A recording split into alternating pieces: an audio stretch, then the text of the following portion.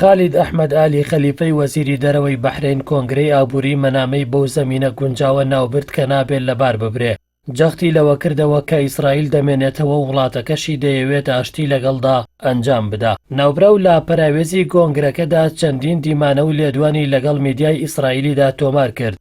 لەوانە تۆڕی بڵاوکراوەکانی ئیسرائیلکان و پێگەی تایمز ئۆف ئیسرائیل و کەناڵی سیانزەی تەلەڤیزیۆنی ئیسرائیل.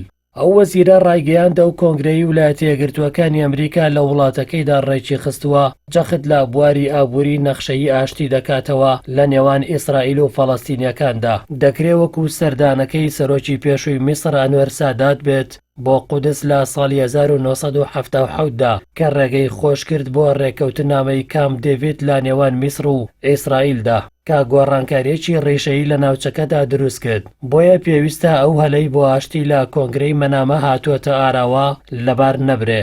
لەو دیمانەیەدا کە لەگەڵ تایمز ئۆف ئیسرائیل ئەنجامیدا، ئالی خەلیفە باسی ئەوەی نەکرد کە ئایا کەی وڵاتەکەی پەیوەندیەکانی لەگەڵ ئیسرائیلدا ئاسایی دەکاتەوە، بەڵام جەختی لەوە کردەوە کە ئیسرائیل مافی بوون و سنوورێکی ئارام و سەقامگیری هەیە. خالید ئالی خەلیفە داوای لە ئیسرائیل کرد پێویستە بەردەوام پەیوەندی بە سەرکردەکانی عەرەبەوە بکەن بۆ دیالۆگ. بۆیە گوتی وەرن گفتوگۆمان لەگەڵدا بکەن، پێمان بڵێن خەڵچینە ئێوە پرۆژەیەکی ئاشتی باشتان هەیە و ئێمە شتێکمان هەیە کە نیگەرانمان دەکا. ناوبرا و ڕەتکردنەوەی کۆنگرەکەی لەلایەن فەڵەستینیەکانەوە بە هەڵە ناوبرد، چونکە بابۆچوونی ئەو هەڵەیە کە هەوڵی دوورخستنەوەی ویلایەتە یەکگرتووەکانی ئەمریکا لە میانگیری بۆ ئاشتی بدرێ. ئەو بڕوای وایە کە ویلایەتە یەکگرتووەکانی ئەمریکا دڵسۆزە لە هەوڵەکانیدا بۆ سەرپەرشتی ئاشتی و هەمیشە هەوڵی داوە بۆ چارەسەری کێشەکان و هێزێکی ئەرێنیە و ناوبژیکارێکی دادگەریشە.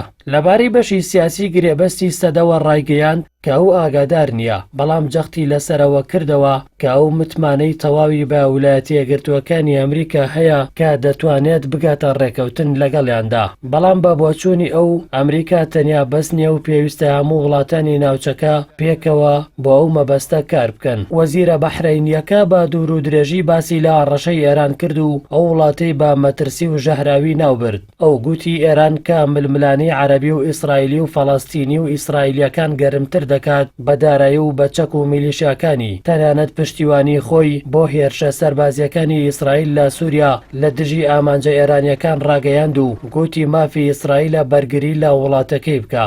لەبارەی دیدارەکانی لەگەڵ گەورە بەرپرسانی ئیسرائیلدا ڕایگەیاند کە لەو دیدارانەدا مرۆڤبوونی ئەوانم بەباشی بۆ دەرکەوتووە. ئەوەش بنەمایەکی سروشتیە کە گفتوگۆ لەگەڵ کەسانێکی لەو شێوەزا هەمیشە دەتگەیەنێتە لێک تێگەیشتن. لەبارەی قەیرانی کەنداوەوە ئالی خەلیفە ئێرانی بە جەنگ خواز لە قەڵەمدا و ئەمریکای بە خاوەنی دانایی ناوبرد. لەو بارەیەوە ڕایگەیاند ئەگەر لە ناوچەکەدا جەنگ بێت بەر لە هەموو لایەنێکی تر گلەیی و سەرکۆنەی ئێران دەکەم. کۆنگرەی بەحرین لە ڕۆژی سێشەمە و چوارشەمەی ڕابردوو بە سەرپەرشتی جارێت کۆشنێری زاوا و ڕاوێژکاری باڵای سەرۆکی ئەمریکا لە مەنامەی پایتەختی بەحرین بەڕێوە چوو. بەڵام فەڵەستینیەکان کە خاوەنی ئەسڵی کێشەکەن بەشداریان لە کۆنگرەکەدا ڕەت کردەوە و کەسیان بە خاوەنی ئەو مافە نەزانی بە ناوی گەلی فەڵەستین و ئەوانەوە قسە بکات و بڕیار بدات.